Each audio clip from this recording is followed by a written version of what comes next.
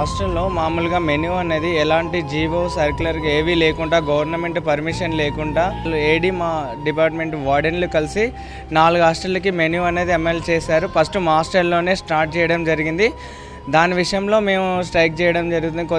కొద్దిపాటి మార్పులు చేసుకుందాం, మనం వచ్చి సామరస్యంగా మాట్లాడుకుందామంటే మేము రాము, మీరు ఎలాగో చేసుకుంటే చేసుకోండి, మీరు ఎన్ని రోజులు స్ట్రైక్ తినకుండా ఉంటారో ఉండండి అని చెప్పి మా వార్డెన్ ఏడీ చెప్పడం జరిగింది. అది పాత మెన్యూ అనేది బాగానే ఉందండి.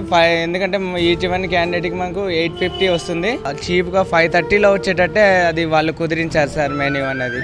3 రోజులు స్ట్రైక్ చేస్తున్నప్పుడు కూడా మాకు ఒక్కసారి కూడా మా హాస్టల్కి రాలేదు, వార్డెన్ రాలేదు, ఏడీ రాలేదు, ఇంకెవరు కూడా మాకు రాలేదు.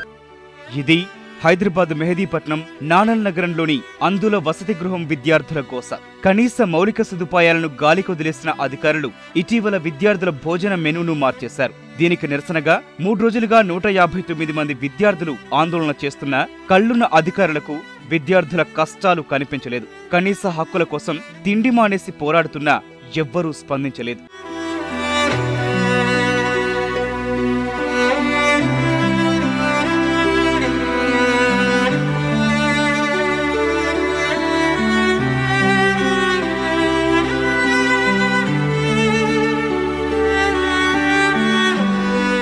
అపరిశుభ్రత, కలుషిత ప్రాంగణం, మౌలిక సదుపాయాల లేమిని లెక్క చేయకుండా వసతి గృహంలో చదువుకుంటున్న అంధ విద్యార్థుల పట్ల అధికారుల నిర్లక్ష్యం కొట్టొచ్చినట్లు కనిపిస్తోంది. పౌష్టికాహారం అందించకుండా దొంగ జీవోలు సృష్టించారు. అంధులన్న జాలి లేకుండా నిధులు బొక్కేసేందుకు వ్యూహం పన్నారు. విద్యార్థుల ఆరోగ్యంతో చెలగాటమాడారు. పాత మెనూనే అమలు చేయాలని డిమాండ్ చేస్తూ 3 రోజులుగా తిండి తినకపోయినా పట్టించుకున్న పాపాన పోలేదు. ఇలా పలువురు నీరసించినా కొంతమంది స్పృహ తప్పినా కనికరించలేదు.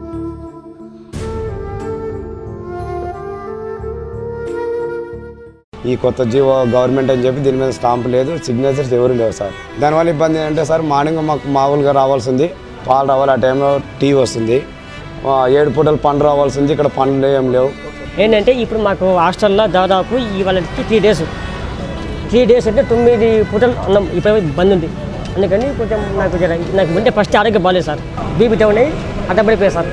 విషయం తెలుసుకున్న ఈటీవీ బృందం వార్డెన్తో మాట్లాడడానికి ప్రయత్నించినా అందుబాటులోకి రాలేదు. సహాయ సంచాలకులు సుదర్శన్ రావు మాత్రం ఫోన్లో అందుబాటులోకొచ్చి పెరిగిన ధరలకు అనుగుణంగా కలెక్టర్ ఆదేశాల మేరకే మెనూను మార్చినట్లు వివరించారు. ఇదే విషయాన్ని ఉప సంచాలకులు ప్రసాద్ మూర్తితో ఫోన్లో ప్రస్తావించగా విద్యార్థుల ఆందోళన తమ దృష్టికి రాలేదని చెప్పారు. మెనూలో మార్పులు చేస్తూ ఎలాంటి జీవో ఇవ్వలేదని స్పష్టం చేశారు. మెహదీపట్నం నానల్ నగర్లో ఉన్న బ్లైండ్ హోమ్లో ఈ విద్యార్థులందరూ ఆందోళన చేస్తున్నారు కదా సార్, 3 రోజులుగా. మీ నోటీస్ వచ్చిందా?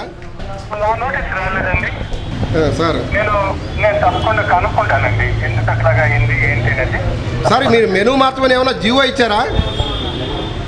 అటువంటి ఏం లేదండి.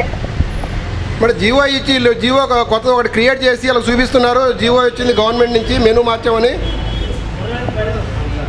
మరి మా నోటీస్లో అయితే లేదు, నేను తెలుసుకొని మీకు చెప్తాను. నేను కాదు సార్, డీడీగా మీ నోటీసుకు లేకుండా ఏడీ గారు కానీ లేకపోతే ఇక్కడ వార్డెన్ కానీ ఎలా ఇంప్లిమెంట్ చేస్తారు దీన్ని?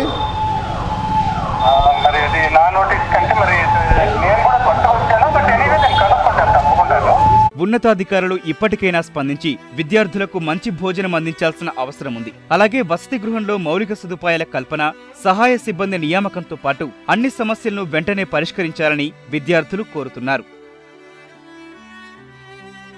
4 రోజుల నుంచి ఆందోళన చేసినా కూడా ఏ అధికారి రాకుండా అందరూ నాకేం పట్టివి లేదని చెప్పేసి అధికారులు చెప్తూ ఉన్నారు సార్. పొద్దున్న అధికారులు వచ్చారు, అధికారులు వచ్చి మీ ఇష్టం వచ్చినట్టు మీరు చేసుకోండి, మేము మాట్లాడేది మాట్లాడతాం, మేము చేసేది చేస్తామని చెప్పేసి వాళ్ళు చెప్పారు సార్. అధికారులు తీసుకెళ్తున్నాము, ఎవరు కూడా ఏ రెస్పాన్స్ తీసుకోవాలి మా పైన. వాళ్ళకి సార్ వాళ్ళు ఎందుకు మెనూ మాస్తున్నారంటే వాళ్ళు దోచుకోవడానికి ఎక్కడ అవకాశం దొరకలేదు పాత మెనూలో, అందుకని దోచుకోవడానికి నాశరకమైన మెనూ పెట్టడానికి నాశరకమైన తిండి మాకు పెట్టి మా పౌష్టికాహారం లేకుండా చేస్తున్నారు. వాళ్ళు దొంగగా జీవాలు సృష్టించి ఏడీ వాటిలందరూ కూడా కుమ్మక్కే చేస్తున్నారు సార్. మీ అందరూ రోడ్డు ఎక్కడానికి కారణం ఒకటే మా పట్ల అధికారులు ఎందుకు నిర్లక్ష్యం చేస్తున్నారు అనేది, మా పట్ల నిర్లక్ష్యం చేసిన వాళ్ళ పట్ల సస్పెండ్ చేయాలని మేము కోరుతున్నాం సార్ ముందు మా అందరూ పక్షాన.